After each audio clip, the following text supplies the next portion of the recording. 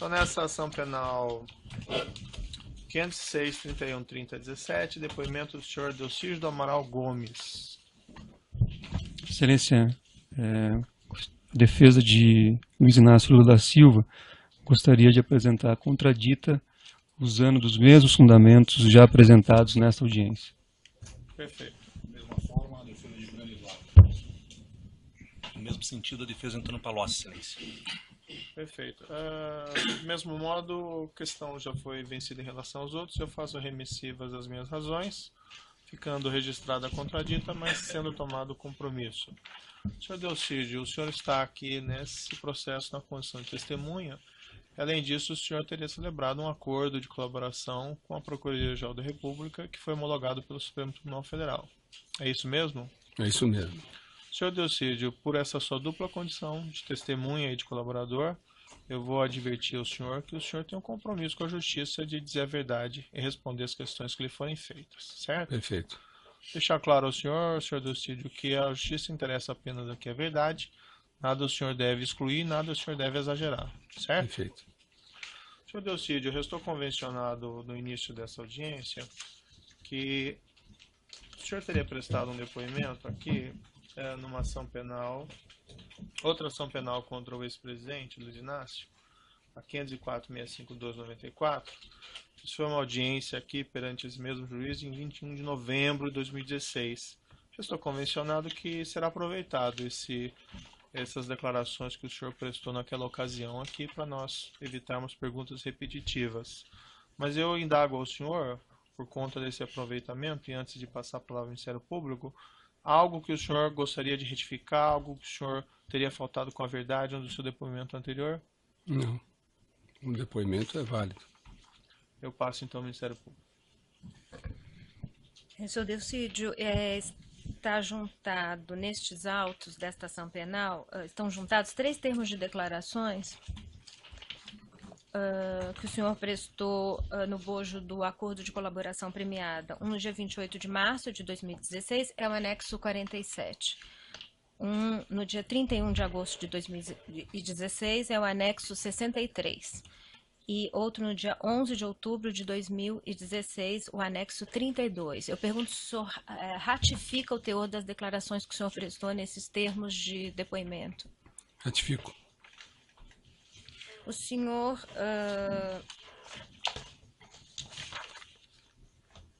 tendo ratificado esses depoimentos, eu indago ao senhor, quando o senhor conheceu Antônio Palocci? Em 2002, quando da campanha presidencial e sendo o ex-ministro Palocci o coordenador da campanha do ex-presidente Lula. O senhor disse também que é na época em que o senhor se filiou ao partido? Corresponde a essa época? Na mesma época, eu me filiei no final de 2001, eu acho que em setembro de 2001. E a coordenação de campanha presidencial por Antônio Palocci deu projeção a ele no Partido dos Trabalhadores? Ele já tinha projeção, tinha sido prefeito de Ribeirão Preto, era já uma figura política importante dentro do partido, e quando falece o Celso Daniel, ele assume a coordenação da campanha do ex-presidente Lula. E durante a campanha, Antônio Palocci manteve contato destacado com empresários? Excelência, pela ordem, peço vênia, mas a questão de campanha do ex-presidente Lula, que me parecer que não é objeto desta ação, que faz referência a contratos específicos e a 2 imóveis, de modo que qualquer assunto relativo à campanha me parece fugir da moldura que foi delimitada inicialmente pelo Ministério Público. Estou pedindo vênia, a defesa impugna a pergunta e pede a Vossa Excelência que as questões apresentadas ao depoente digam respeito estritamente àquilo que foi delimitado na denúncia. Como as questões dizem respeito ao relacionamento do senhor Palocci com o mundo empresarial, que de certa maneira é relevante para a denúncia, então eu indefiro a questão e peço que repita a pergunta. Durante a campanha, Antônio Palocci teve contato de destaque com empresários? Eu, durante a campanha, a coordenação da campanha, eu confesso que não tive oportunidade de acompanhar de perto, até porque eu era candidato ao Senado pela primeira vez, em 2002, em Mato Grosso do Sul. Mas, evidentemente, o ex-ministro Palocci, sem dúvida, tem uma relação empresarial importante, até porque foi ministro da Fazenda num momento especial para o país, e isso é um processo natural, quer dizer, esse relacionamento que ele sempre teve com o mundo empresarial brasileiro. No seu termo de colaboração de 11 de outubro de 2016, que o senhor agora ratifica, é o anexo 32 da Estação Penal, o senhor afirmou que a partir do momento em que assumiu o Ministério da Fazenda, no início de 2002, Antônio Palocci passou a ser o principal interlocutor do presidente Lula. O senhor confirma essa afirmação? Sem dúvida, porque como ministro da Fazenda, ele tinha um papel preponderante no governo e consequentemente, é absolutamente natural que ele tenha essa relação próxima com os empresários. Com o presidente Lula? E com o presidente Lula também, claro. Até porque... E como é que se dava essa interlocução? Não, ele sempre foi uma pessoa importante dentro do governo do presidente Lula, e sempre teve a confiança do partido, especialmente do ex-presidente. Era uma interlocução para que finalidades? Havia uma interlocução do ex-presidente Lula com o ex-ministro Palocci em função do dia a dia do governo, e claro também o ex-ministro Palocci conversava com os empresários sobre projetos de governo, conversava com empresários sobre campanhas eleitorais, até pelo protagonismo que ele detinha. E após a demissão do cargo de ministro da Fazenda, em função daquele conhecido episódio envolvendo o caseiro Francenildo, Antônio Palocci continuou a ter influência no governo do presidente Lula? Aquele episódio, inclusive, foi a época da CPI dos Correios. Eu acompanhei muito de perto, evidentemente o ex-ministro Palocci saiu do Ministério da Fazenda, mas, claro, continuou sendo uma pessoa muito importante dentro do partido, inegavelmente. No seu termo de colaboração, de 11 de outubro de 2016, é o anexo 32, repito, o senhor afirmou que Antônio Palocci trazia reivindicações dos empresários para o governo. Como é que isso se dava? Essas conversas não só ocorrem quando alguém está à frente de um ministério, como também pela própria importância do ex-ministro Palocci dentro do partido. E como ele era um interlocutor privilegiado com vários setores empresariais, essas reivindicações eram levadas ao governo e eram discutidas no governo. O senhor disse que ele fazia o discurso do empresariado, o senhor confirma? Sem dúvida, tinha sensibilidade para fazer o discurso do empresariado, sim.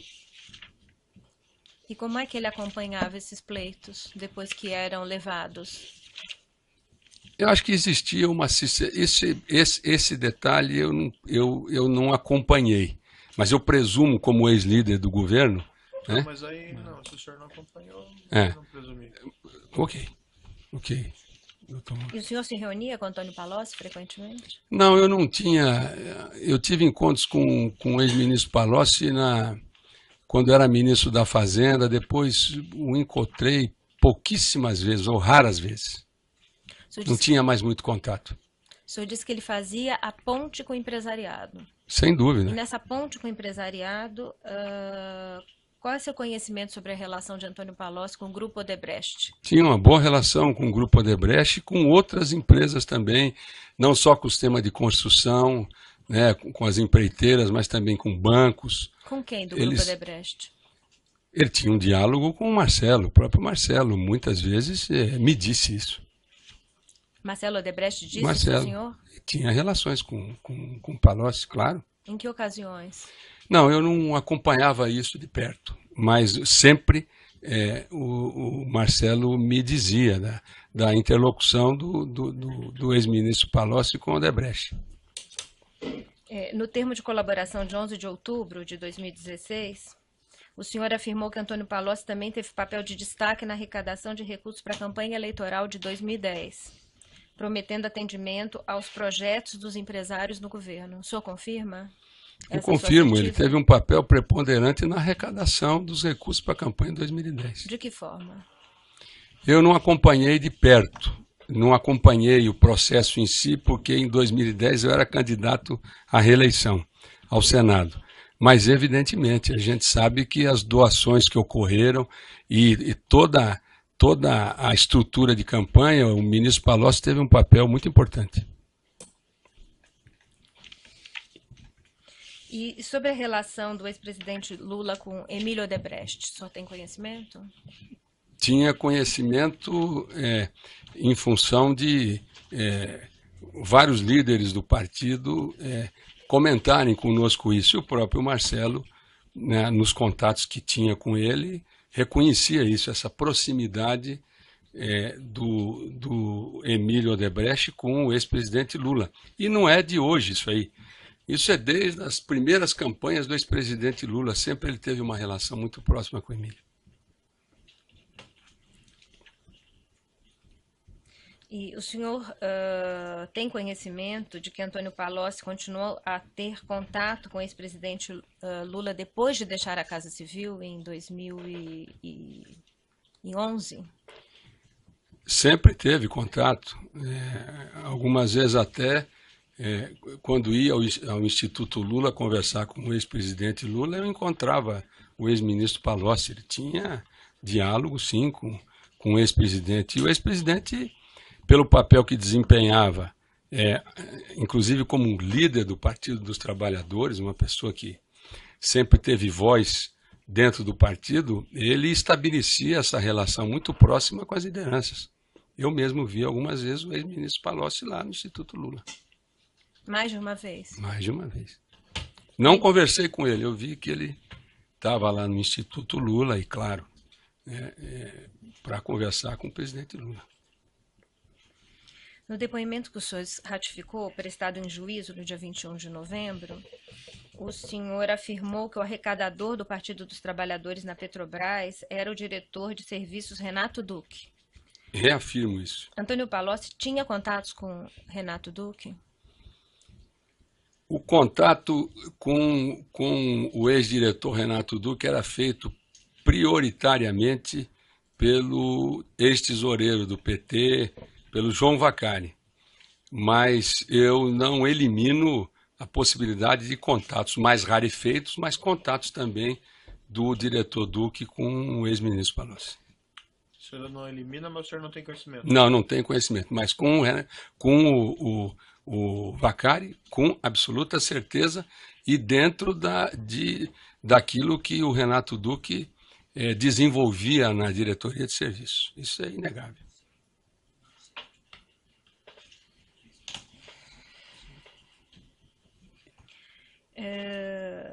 Em 11 de outubro de 2016, no termo de colaboração que o senhor também ratificou aqui neste ato, o senhor afirmou o seguinte: Antônio Palocci era como se fosse o software do Partido dos Trabalhadores, enquanto que João Vacari e José de Filipe eram hardware. Ou seja, executores daquilo que Antônio Palocci pensava e estruturava. O senhor podia explicar essa assertiva? É porque normalmente as grandes discussões, as discussões maiores, eram feitas pelo ex-ministro Palocci. E o operacional das campanhas era feito ou pelo José de Filipe ou pelo João Vacari, aí dentro de uma atividade especificamente voltada para o PT. Não necessariamente o João Vacari fazia um trabalho de arrecadação para as campanhas somente, ele cuidava do partido. E o José de Filipe era o indicado para cuidar como tesoureiro da campanha propriamente dita. O senhor disse as discussões maiores eram por parte de Antônio Palocci. O que o senhor quer dizer com isso? Que eram as discussões das doações com os grandes empresários, com as grandes empresas, os projetos. Isso era discutido pelo ex-ministro Palocci e, evidentemente, depois desses contatos todos, os demais tesoureiros atuavam no sentido de arrecadar recursos para as campanhas. Quando o senhor diz arrecadar, são recursos de doação oficial? Entre eles, recursos de doações oficiais. Agora, eu não acompanhei as tratativas feitas pelo João Vacari, mesmo pelo Zé de Filipe, com relação a recursos fora das doações oficiais. Isso eu não posso Mas qual era a afirmar. atuação do João Vacari? João Vacari era o tesoureiro do PT e era, depois dos contatos feitos no macro, era quem fazia o dia a dia com os empresários, ou com aqueles que eram indicados pelos empresários. Mas como é que ele executava o que, na linha da sua assertiva, como ele executava o que o Antônio Palocci pensava, o que ele pensava e estruturava? Não, eles conversavam.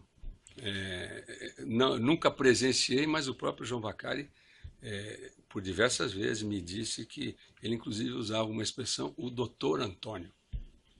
Eles se conversavam. Mas era execução sob pagamento de vantagens indevidas? Não, ele só me dizia os contatos que tinha, né, e as atividades que ele desenvolvia em função dessa articulação feita pelo ex-ministro Palocci. Articulação voltada a quê?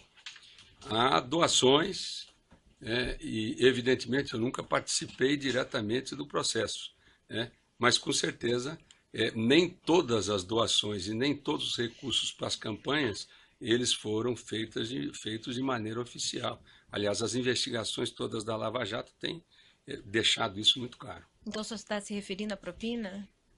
Entre outras coisas, porque às vezes pode ser algum investimento que o doador não queira aparecer e outras alternativas são alternativas como essas das propinas.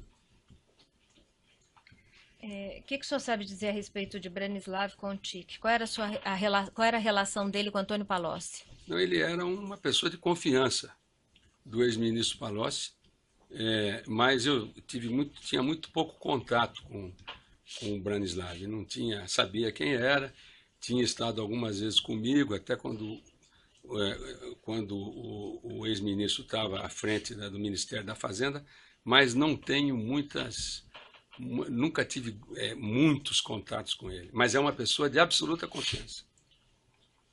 Agendamentos, às vezes, eram sempre feitos através do Branislav. Algum tipo de contrato com o ex-ministro Palocci, a gente procurava o Branislav. No depoimento que o senhor prestou em juízo, no dia 21 de novembro, o senhor foi indagado sobre o episódio da obstrução em que ocorreu a sua prisão. No bojo daquela tentativa de impedir que houvesse a colaboração de Nestor Cerveró.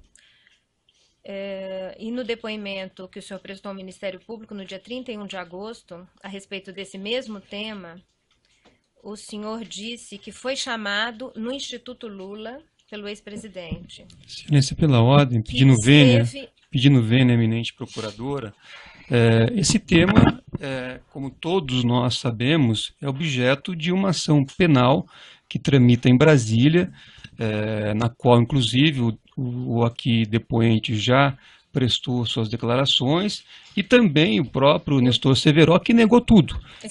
De modo que a defesa pede a Vossa Excelência, mais uma vez, que as perguntas fiquem circunscritas ao objeto da denúncia, para que não entremos aqui em temas que são estranhos à denúncia e mais, que são objeto de uma outra ação penal. A formular não é estranha, se eu puder terminar a formulação da questão, o senhor verá que ela não é estranha a esta ação penal. Perfeito, eu aguardo a formulação de Vossa Excelência e aí me reservo também o direito de fazer a impugnação ao final da pergunta. Isso foi objeto também da inquirição aqui, né? Que ele já ratificou, mas tem alguma questão Sim, adicional? Então? Há uma questão adicional. Então pode formular a pergunta. O senhor disse o seguinte neste depoimento prestado em 31 de agosto de 2016 ao Ministério Público, que o senhor esteve no Instituto Lula, a pedido de Lula. Agora textual, que o grande temor de Lula eram os fatos envolvendo a sonda Chaim e José Carlos Bunlai, que acredita que a intenção fosse resolver o problema logo antes que crescesse, já que Bunlai tinha conhecimento de muitos fatos. O senhor disse também que Lula sugeriu que se buscasse alternativas para preservar Bunlai e sua relação com Lula. Se o senhor confirma essas suas afirmações, de que fatos o senhor Bunlai tinha conhecimento? que devesse ser objeto de cuidado, de atenção e serem preservados. Pedir vênia o depoente, só reiterar a minha colocação anterior, Excelência, que exatamente esses temas, essas perguntas foram objeto de uma ação penal que tramita em Brasília, de modo que me parece absolutamente fora, né, do tema aqui em discussão, e mais, é objeto de uma ação que está em fase de instrução. Nós não podemos aqui fazer uma instrução. Gostaria só de puder concluir para eu fazer a pergunta seguinte, que é estreitamente ligada a essa anterior. Eu gostaria de pedir vênia para completar o raciocínio apenas, porque a defesa não pode ser atropelada dessa forma. É breve, doutor. Breve então, breve, eu pediria vênia para poder expor com toda clareza o raciocínio. Não, que o doutor falou que não é objeto desse processo. É isso. Não é objeto desse processo. Mais do que isso, eu expliquei a Vossa Excelência com bastante riqueza de detalhes, que é objeto de uma ação penal na qual o depoente já prestou suas declarações e na qual outras testemunhas também prestaram. Então, me parece que trazer o tema, né, para esta ação se mostra absolutamente inapropriado.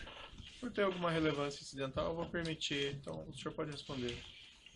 Quais eram esses fatos de que Bunlai tinha conhecimento? O Zé Carlos Bunlai, esse fato específico citado pela senhora, é o caso das sondas da Chaim. Se não me engano, a Vitória 10.000, se eu não estou enganado. É Vitória 10.000, sim.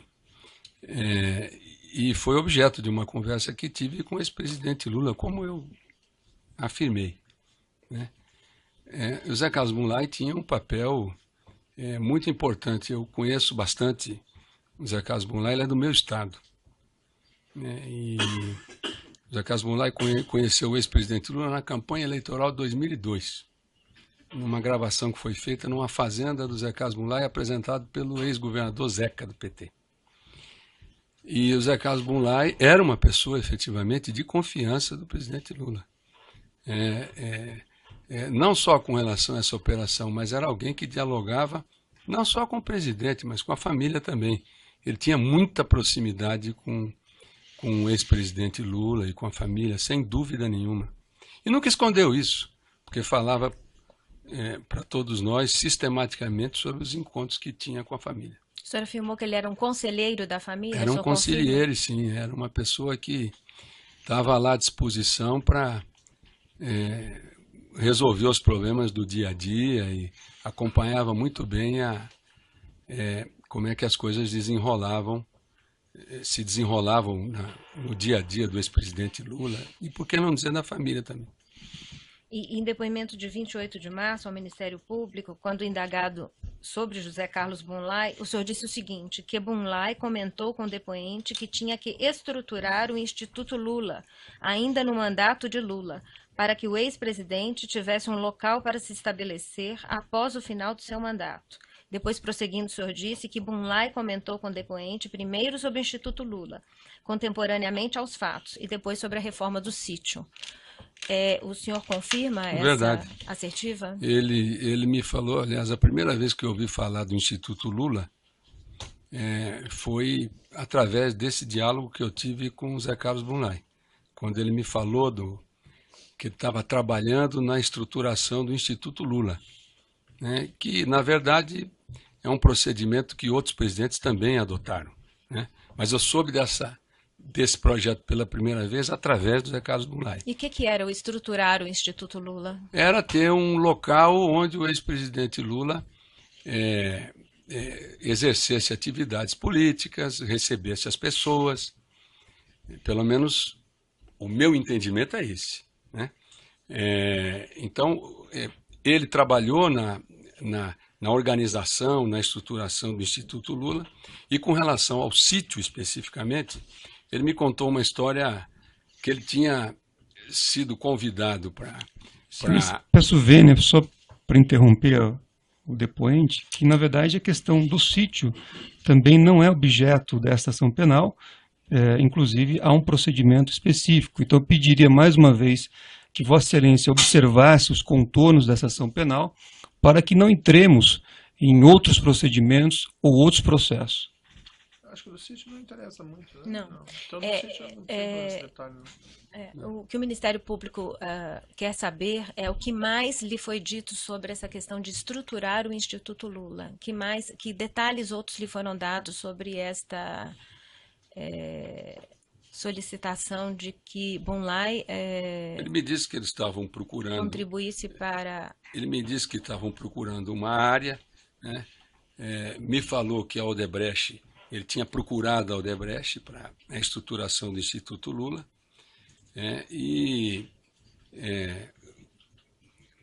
as últimas conversas que tive com ele praticamente, quer dizer, à época, né?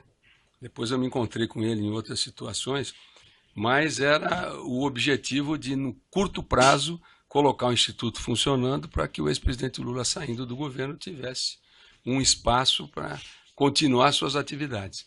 Então ele me contou basicamente isso. O Bunlai foi sempre muito reservado, mas essas questões E ele estava atuando para essa estruturação a pedido de quem? Do próprio presidente. Do próprio presidente? Do próprio ex-presidente. Ele foi chamado para organizar isso. E com quem da Odebrecht ele fez contato? Ele teve com o Marcelo Odebrecht, ele me relatou, né? Eu não conheço detalhes da conversa, eu estou relatando o que ele me disse. E para que a Odebrecht o ajudasse a implantar o Instituto Lula. Mais detalhes eu não tenho, eu não sei, porque eu não acompanhei isso de perto. Mas eu confirmo aquilo que faz parte da minha colaboração. Eu só não posso falar de coisas que não fazem parte da minha colaboração, apesar de ter todo o desejo de sempre prestar os esclarecimentos necessários à Justiça. E qual foi o senhor conhece a atuação do ministro Palocci nesse episódio? Não. De Branislav Contic? Não. Nenhum dos dois. Aparentemente, pelo que eu entendi, o Bunlai estava cuidando disso pessoalmente. Praticamente era uma ação dirigida, muito focada nesse tema. Certo. E ele nunca fez nenhum comentário comigo também sobre o Branislav e também sobre o ex-ministro Palocci. Sem mais perguntas. O assistente de acusação tem perguntas? Sem perguntas. Os defensores?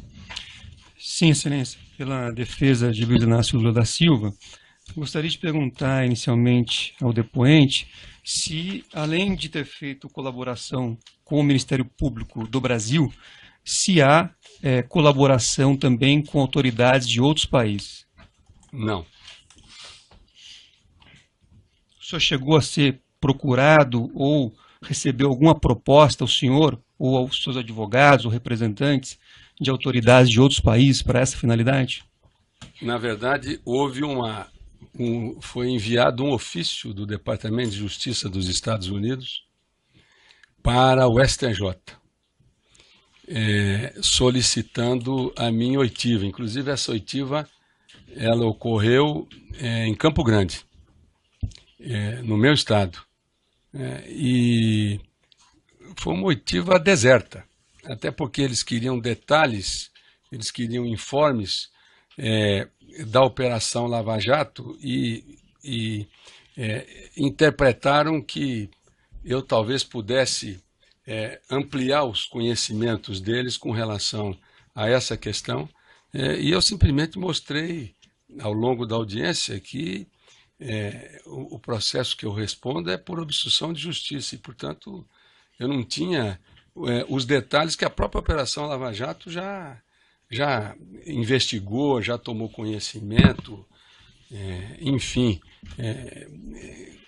toda uma construção daquilo que aconteceu na Petrobras. Mas eles efetivamente me procuraram. Agora, achei muito estranho, porque foram os advogados da Petrobras, acho que, se não me engano, só os advogados da Petrobras. E eles não compareceram, acho que eles já esperavam que o procedimento que seria adotado é isso que eu acabei de relatar. Certo. O senhor foi ouvido em Campo Grande, o senhor disse agora. E em que estrutura? Era um órgão público? No Tribunal de Justiça. Tribunal de Justiça de Mato Grosso do Sul. Certo. E o senhor Eu vou diz... interromper pelo tamanho do áudio aqui, já retomamos. Perfeito. Então, na ação penal 506, 31, 30, 17, depoimento do senhor Delcídio do Amaral Gomes, continuidade. Eu devolvo a palavra à defesa do senhor Luiz Inácio. Perfeito.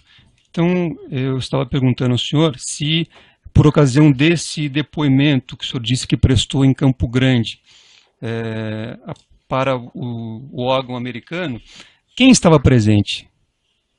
Só o juiz, um representante do Ministério Público, que eu não me recordo o nome, Ministério Público Federal, e os meus advogados e os advogados da Petrobras. Eu pensei que seria feito por teleconferência, alguém acompanhando, alguém ouvindo. Não apareceu ninguém. Eu mesmo perguntei aos advogados da Petrobras por que não tinha aparecido ninguém. Eles não souberam explicar na hora. Certo.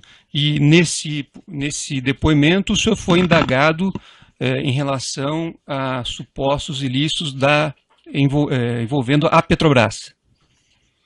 Na verdade, eles prepararam um rol de perguntas, mas uma coisa muito típica da justiça americana. Perguntas que praticamente as respostas fazem parte das colaborações que foram feitas. Então, eu confesso ao senhor que eu fiquei até meio constrangido, porque eu dizia para o juiz, mas isso está na minha colaboração, a resposta está na colaboração. Para ser muito sincero, todos nós ficamos numa saia justa danada lá nessa audiência, porque no final das contas ninguém entendeu direito por que aquilo aconteceu lá em Campo Grande. O Ministério Público deslocou o seu procurador, o juiz, os advogados. A parte interessada não estava presente. Certo, mas então havia coincidência entre o objeto das perguntas que foram formuladas ao senhor naquela oportunidade e o objeto da delação premiada que o senhor firmou aqui no Brasil com o Ministério Público brasileiro. Eles não entravam. Eu agora, confesso ao senhor, eu preciso dar uma rebobinada nessa audiência. Mas eram perguntas de caráter geral, não eram perguntas específicas. O senhor pode dar um exemplo? Do tipo assim, o senhor colaborou com a Justiça em 19 de fevereiro num acordo que foi homologado? Sim. Certo. O senhor participou de algum ato ilícito dentro da... O senhor era diretor, até me surpreendi, uma das perguntas, eu era diretor da Petrobras. Também foi feita essa pergunta, Foi senhor? feita essa pergunta para mim. E outras perguntas que, às vezes, um dos advogados da Petrobras, que inclusive é advogado em Nova York, o juiz não entendia as perguntas. Aí ele procurava traduzir como é que o direito americano via essas coisas. Então foi uma audiência, no mínimo, surpreendente. E havia um representante do Ministério Público Federal nessa audiência. O senhor não se recorda do nome? Não me recordo, mas coloco à disposição do Dr. Moro aí, isso é muito rápido, é só levantar, eu tenho isso. Tá certo. Durante as respostas à pergunta da doutora procuradora, o senhor fez referência a uma atuação, uma suposta atuação do senhor José Carlos Bunlai para estruturar, segundo o senhor disse, o Instituto Lula. O senhor disse que isso teria sido por uma solicitação do ex-presidente Lula. O senhor participou de alguma conversa entre o ex-presidente Lula e José Carlos Bunlai, no qual houve esse pedido? Não. Tanto é que, muito alinhado com a minha colaboração, esses relatos todos, eu enfatizei agora, tomaram por base o que foi relatado a mim pelo senhor José Carlos Bunlai. Certo, mas de conversa... Não, com o presidente Lula, ele nunca me deu essa... eu nunca tive essa oportunidade de discutir Instituto Lula com ele. Jamais. Certo. O senhor, qual foi a primeira vez em que o senhor esteve no Instituto Lula? O senhor se recorda o ano? Difícil, mas eu posso checar na minha agenda e responder. Certo. Eu tive muitas vezes, não foram poucas não. Certo. Antes, o senhor chegou a ir ao local quando funcionava naquele endereço, o Instituto Cidadania? Que Acho que antecedeu o Instituto Lula? eu fui pouquíssimas vezes ao Instituto Cidadania. E quando fui, normalmente com o ex-governador Zeca. Certo. Que eu me lembre. E o senhor sabe dizer se o local onde funcionava o Instituto Cidadania é o mesmo local onde hoje funciona o Instituto Lula? Não sei responder para o senhor isso. Não sei responder. O senhor sabe dizer se o prédio onde funciona o Instituto Lula é um prédio que já era utilizado pelo ex-presidente e seus colaboradores para atividades anteriores, antes dele ser eleito presidente da República? Não, eu só tive no Instituto Lula quando o ex-presidente terminou o mandato de 2011 para frente. Certo.